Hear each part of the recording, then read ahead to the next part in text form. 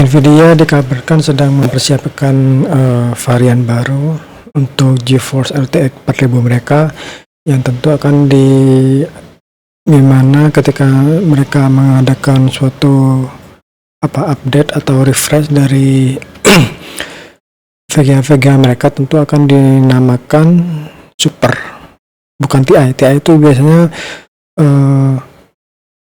lebih kepada updatean terbaru, tapi kalau Super itu lebih kepada perbaruan atau refresh dari produk-produk tertentu pada line up Nvidia itu sendiri.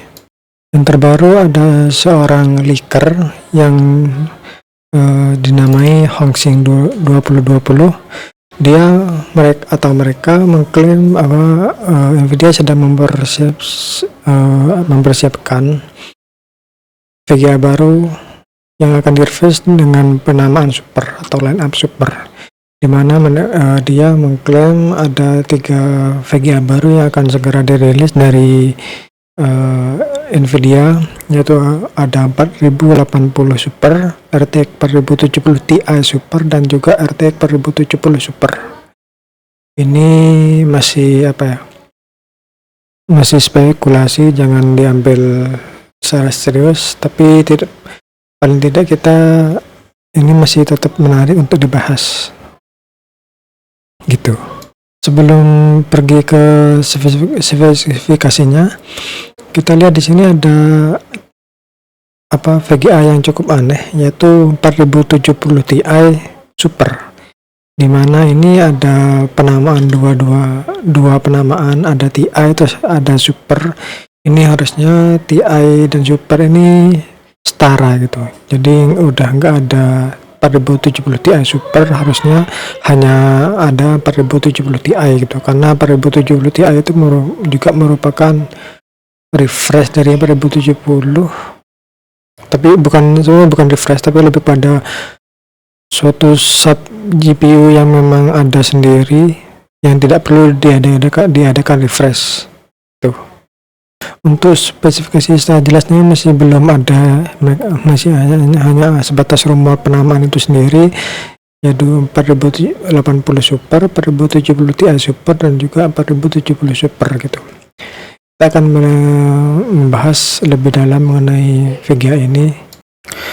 Untuk Nvidia GeForce 4080 Super, ini dirumorkan akan memiliki VRAM sebesar 20GB, yaitu ada peningkatan sebesar 4GB yang sebelumnya itu pada RTX 4080 biasa itu sebesar 16GB. Kalau kita melihat konfigurasi VRAM ini, tentu juga akan mengubah berapa bus memori yang akan digunakan. Seperti suatu informasi yang baru dibocorkan oleh BenchLife ini, ada perubahan memori dari 16 menjadi 20, tentu akan mengubah bus memori yang sebelumnya 256 bit menjadi 320 bit agar bisa digunakan memori tersebut. Dan untuk GPU-nya itu ada juga perubahan yang lebih meningkat, yang lebih tinggi, dari AD103 menjadi AD102.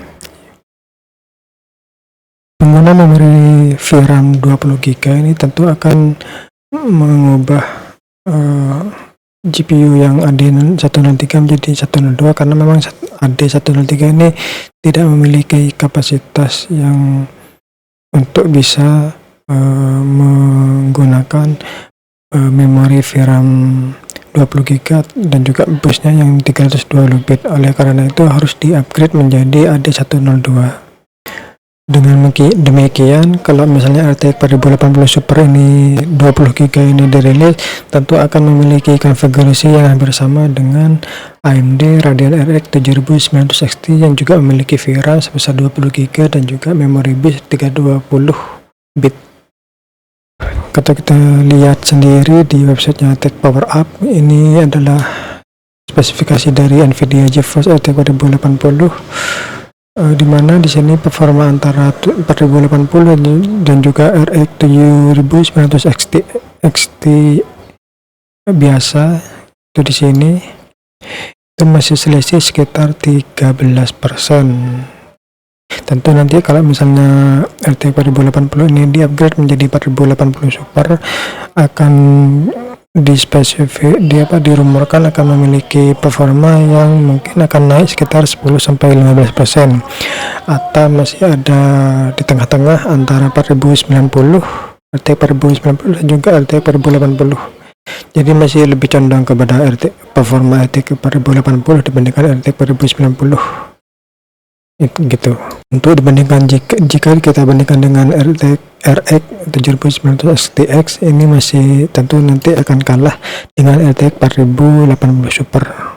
Mungkin akan selisih 5-10% ke depannya. Spesifik kalau ini kita lihat RTX 4080 ini menggunakan power pin 16 pin VH PWR 16 pin, itu menggunakan power konsumsinya itu mencapai 320 watt.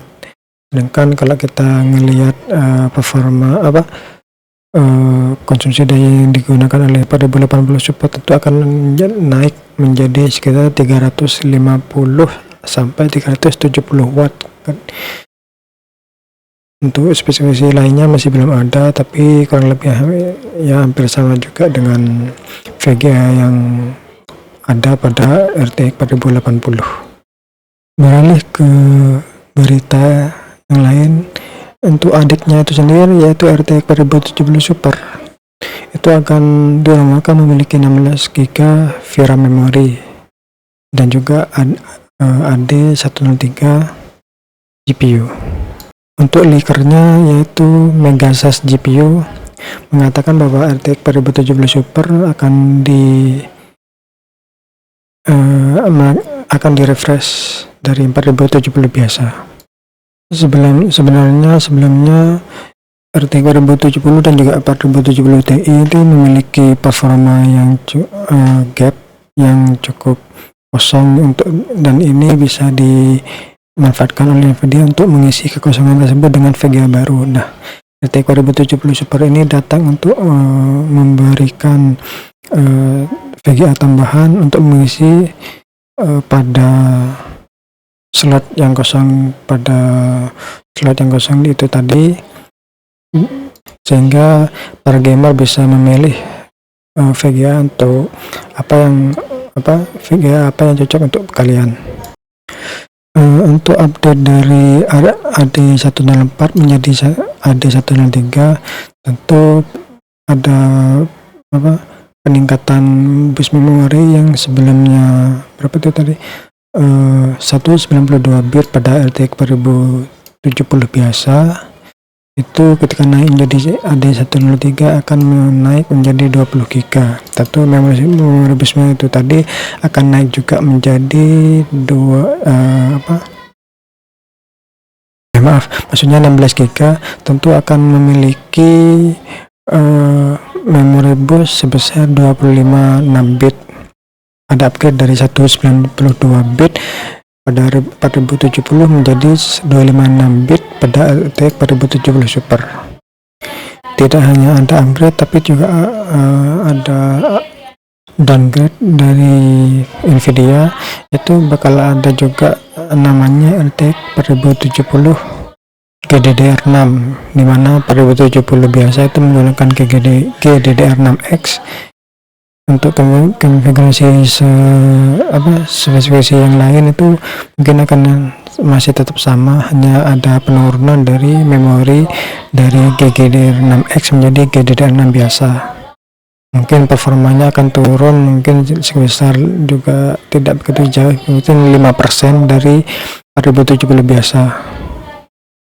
Kalau kita melihat spesifikasi 4070 di website Tech Power Up, di sini juga sama seperti 4070 biasa. Dia menggunakan 16 pin VHPWR dengan powernya itu sekitar 200 watt.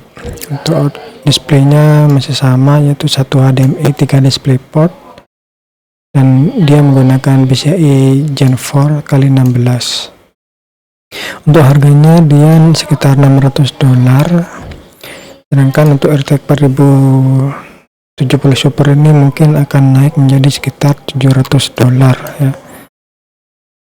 Lebih di harga segitu karena kalau kita melihat 4070 Ti itu memiliki harga di kisaran $800. Itu masih ada selisih $200 antara 4070 dan juga 4070 Ti, yaitu 600 versus $800. Tentu $700 adalah sweet spot untuk refresh RTX 4070 Super ini.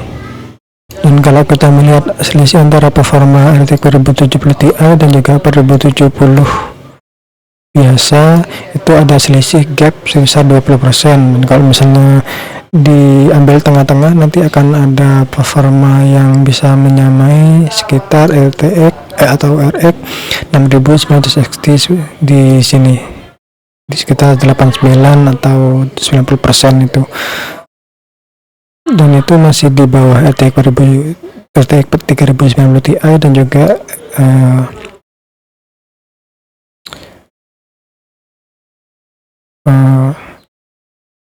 maaf, untuk selisih antara 4070i dan juga RTX 4070 juga akan menyamai RX 6900 XT, di mana performa masih di bawah RTX 3080 Ti dan juga RX 6950 XT, dan juga RTX 3090 masih di bawahnya RTX 3090 untuk RTX 4070 Super ini. Kalau kita bandingkan dengan 4070 Ti ini yang menggunakan juga sama 16 pin VHPWR, dia memiliki power consumption sekitar 285 watt, dan dibandingkan 4070 biasa yaitu powernya sekitar 200 watt. Mungkin 4070 Super ini akan naik menjadi sekitar 250 watt. Untuk spesifikasi sebelum yang lain juga sama, satu HDMI 3 DisplayPort dan juga menggunakan PCIe Gen 4x16. Spesifikasi yang lebih benar itu masih belum ada kejelasan ya, masih bisa dikatakan masih misterius. Dan menurut berita terbaru dari Kopit 7 Kimi, di mana merupakan seorang leaker yang sangat-sangat terkenal untuk VGA yang akan segera dirilis, dia mengklaim masih ada perbedaan GPU yang dipakai untuk 4080 Super ataupun 4070 Super. Dia mengatakan bahwa akan ada penggunaan yang antara AD103 dan juga AD102, itu mungkin keduanya akan dipakai salah satunya. Kita nggak tahu yang akan dipakai oleh di Nvidia itu yang mana, tapi yang jelas bisa antara satu dari dua konfigurasi GPU ini. Dan juga 4070 Super juga mungkin bisa juga menggunakan AD103 atau tetap menggunakan AD104. Kita masih belum tahu yang sebenarnya seperti apa GPU yang sebenarnya itu. Nanti kita tunggu saja bagaimana performa dan juga spesifikasi pada VGA refresh ini nanti. Selanjutnya kita ke berita lain ya. Di sini Lenovo akan merilis handheld gaming pada akhir bulan ini, tepatnya yaitu pada tanggal 31 Oktober 2023. Dan bagi kalian yang masih belum update tentang handheld ini dinamai Legend Go, Lenovo Legend Go, di mana merupakan handheld gaming dari Lenovo. Tentu ini akan bersaing dengan Steam Deck dan juga ROG Ally dan juga Aya Neo Aya Neo Kun atau handheld dari Aya Neo. Dan di sini ada beberapa fitur yang menurut saya sangat menarik ya dibandingkan ROG Ally, karena memang di sini ada sangat menarik untuk dibahas. Sebelum itu kita melihat bahwa Lenovo Legend Go akan dirilis dengan memori bawaan yaitu sekitar 12 GB, dan tentu ini akan ada upgrade, bisa di-upgrade hingga 1 tera dan juga 2 terabyte jika kalian ingin mengupgrade storage kalian. Di sini di Micro Center di Amerika sana sudah memberikan kayak semacam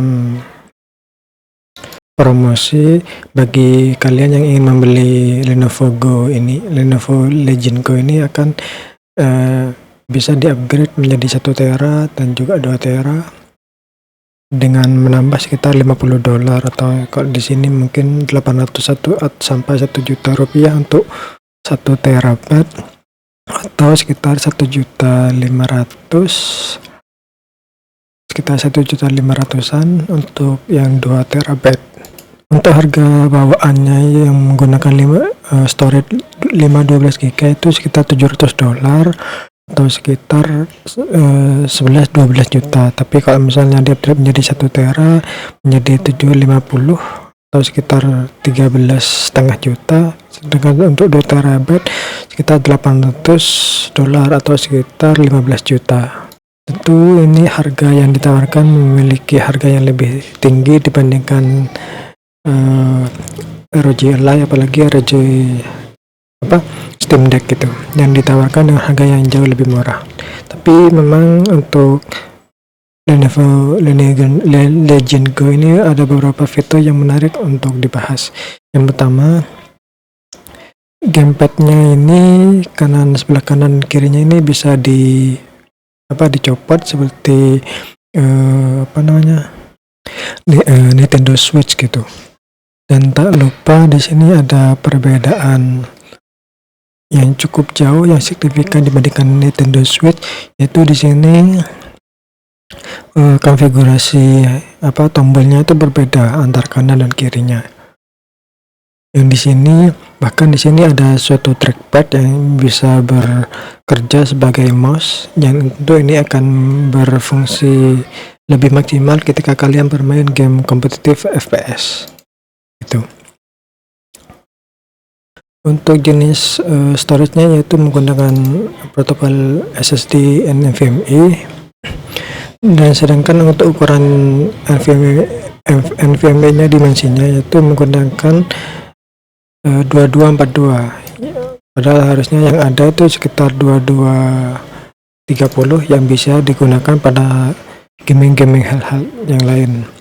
Dan tak lupa fitur yang lebih menarik lagi di sini, di mana Lenovo Legion Go ini juga mendukung GPU eksternal yang bisa dikoneksikan menggunakan Thunderbolt USB 4 konektor. Di sini sebenarnya udah ada review dari Cina sana, reviewer Cina, yang dimana melakukan percobaan menggunakan RTX 3060, dan di sini bisa dikatakan bahwa performa yang ditawarkan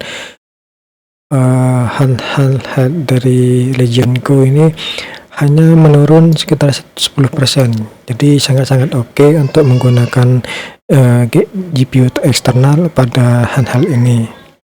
Untuk penggunaan GPU eksternal ini cukup menggunakan USB yang sudah cukup umum ya. Ini sedangkan tidak seperti ROG Ally yang hanya menggunakan port XGM, yang dimana hanya bisa digunakan pada GPU eksternal bawaan dari Asus itu sendiri. Jadi tidak bisa menggunakan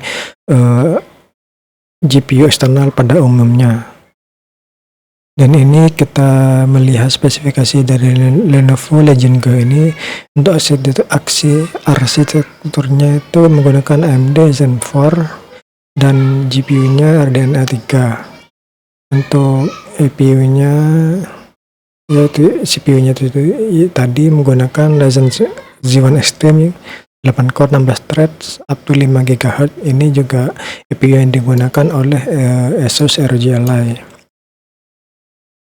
TDP-nya sekitar 10-30 watt. Untuk konektor eksternal GPU menggunakan USB 4. Untuk RAM menggunakan 16 GB LPDDR5X dengan speednya 7500 mHz. Untuk storage capacity ada 256, 512 dan juga 1 TB. Walaupun kalian bisa upgrade sendiri menjadi 256 menjadi 1 TB atau 512 jadi 1 TB, bahkan 1 TB menjadi 2 TB. Untuk storage-nya menggunakan NVMe M.2 ukuran 2242 PCIe Gen 4 x 4. Entah ini displaynya menggunakan ukuran 8,8 inch, dimana lebih besar dibandingkan ROG Ally dan juga Steam Deck yang menggunakan 7 inch. 8,8 inch. Ini menggunakan resolusi 1440p plus IPS, mendukung hingga refresh rate sebesar 144 Hz, dan untuk brightness-nya sekitar 500 nits. Untuk konektivitasnya menggunakan Wi-Fi 6E, Bluetooth 5.2, baterainya 49 Wh, sedangkan kontrolnya menggunakan 900 mAh untuk kontrolernya. Untuk beratnya sekitar 854 gram dengan kontrolernya semuanya. Ini lebih berat dibandingkan Steam Deck ataupun ROG Ally. Untuk dimensinya sekitar 30 cm x 13 cm x 4 cm, tingginya panjangnya ke samping itu 30, ketebalan 4 cm dan juga lebarnya ke atas bawah sebesar 13 cm. OS-nya menggunakan Windows 11 sama seperti ROG Ally. Untuk harganya ini cukup mahal ya dibandingkan hal yang lain. Untuk di sini mereka menawarkan sekitar $800 atau $100 lebih mahal dibandingkan ROG Ally, akan 2 kali lipat dari Steam Deck yang 64 GB, di sini $400. Akan dirilis pada akhir bulan ini. Jadi cukup menarik ya, bagaimana pasar handheld di sini sudah banyak bertebaran dari beberapa brand, beberapa maker, developer, mulai dari Valve, juga Asus dan juga Lenovo. Untuk Aya Neo ini masih belum begitu populer ya dibandingkan ROG Ally atau Steam Deck. Dan bagaimana Lenovo akan berperang dengan Asus dan juga Valve dalam pasar gaming handheld gitu. Jadi cukup menarik untuk ditunggu bagaimana pasar handheld ini, dan juga saya berharap pada brand-brand lain juga memberikan kayak persaingan yang lebih untuk merilis handheld yang lain seperti Razer atau MSI, Gigabyte dan lain-lain sebagainya. Nah, untuk segitu aja untuk berita news hari ini. Like jika suka pada video ini, dislike jika nggak suka, dan komentar bagaimana mengenai komentar kalian mengenai Lenovo Legion Go ini dan juga RTX 4080 dan 4070 Super yang akan segera dirilis oleh Nvidia. Sekian, terima kasih. Bye-bye.